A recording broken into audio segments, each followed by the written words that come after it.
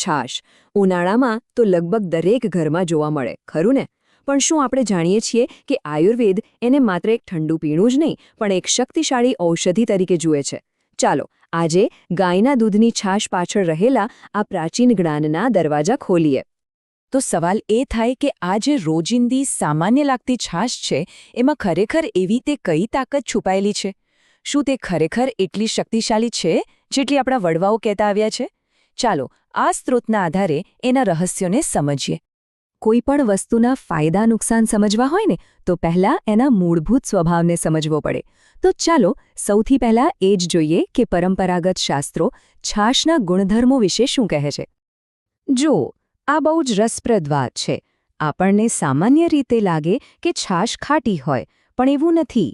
શાસ્ત્રો અનુસાર એનો સ્વાદ મધુર અને તુરો પણ છે, અને એનો સ્વભાવ એ ગરમ, હળવો અને થોડો સૂકો એટલે કે લુખો છે.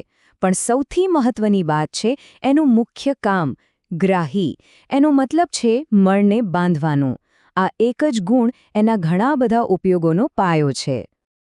આ સિવાય છાશને પથ્ય તરીકે ઓળખવામાં આવી છે, એટલે કે શરીરને માફક આવે એવી. એ પ્રિય અને હૃદય પણ છે, જેનો અર્થ છે કે તે મનને પણ ગમે અને હૃદય માટે પણ સારી છે.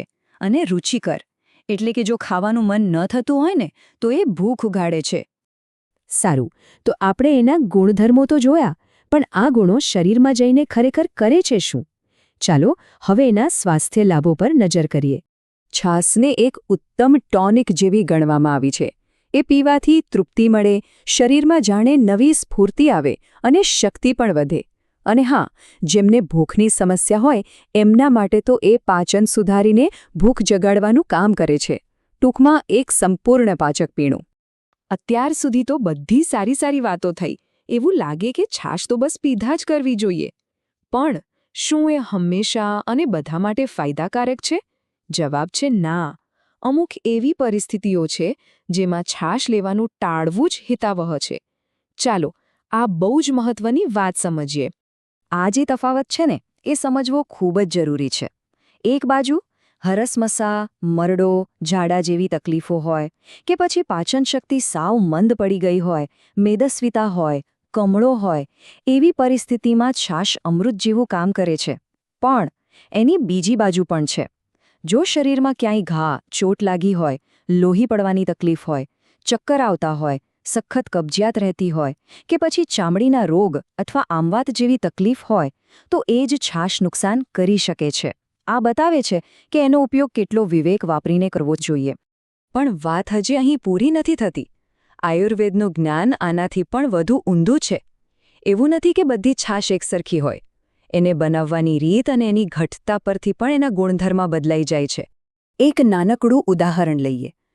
જો છાશ બહુ જ ઘાટી હોય તો એ શરીરમાં થોડો કફ વધારી શકે છે. જુઓ, ખાલી ઘટ્ટ પાતળા હોવાથી પણ એની અસરમાં કેટલો ફરક પડી જાય છે. અને એવી જ રીતે જો છાશ વધુ પડતી ખાટી થઈ ગઈ હોય તો એ પિત્તને વધારી શકે. અને જો સાવ જ પાણી જેવી પાતળી હોય તો એ વાયુ વધારી શકે. ખરેખર આ પરંપરાગત જ્ઞાનની સૂક્ષ્મતા જોવા જેવી છે. શાસ્ત્રોમાં તો છાશના મુખ્યત્વે 4 પ્રકાર પણ ગણાવ્યા છે: ઘોલ, તક્ર, ઉદ્દશ્ચિત અને છચ્છિકા. દરેકને બનાવવાની રીત અલગ અને એટલે જ એમના ગુણધર્મો પણ અલગ. આ પોતે જ એક આખો અલગ વિષય છે. તો આ આખી ચર્ચાનો સાર શું નીકળે? સાર એ જ છે કે છાશ એક બેધારી તલવાર જેવી છે. જો સાચી રીતે, સાચી પરિસ્થિતિમાં લેવાય તો એ હૃદય માટે હિતકારી છે, ભોજનમાં રુચિ જગાવે છે અને બળ પણ વધારે છે. પણ જો ખોટી રીતે લેવાય તો એ નુકસાન પણ કરી શકે છે. એટલે વિવેક બુદ્ધિથી એનો ઉપયોગ કરવો ખૂબ જ જરૂરી છે. અને આ વાત આપણને એક મોટા સવાલ પાસે લાવીને મૂકે છે. આપણા પોતાના રસોડામાં જે હળદર, મરી, છાશ જેવી રોજબરોજની વસ્તુઓ છે, એની પાછળ છુપાયેલા આટલા ઊંડા શાસ્ત્રને આપણે ખરેખર કેટલું સમજીએ છીએ? કદાચ જેટલું સમજવું જોઈએ એટલું નહીં. આ વિચાર સાથે જ આજની વાત પૂરી કરીએ.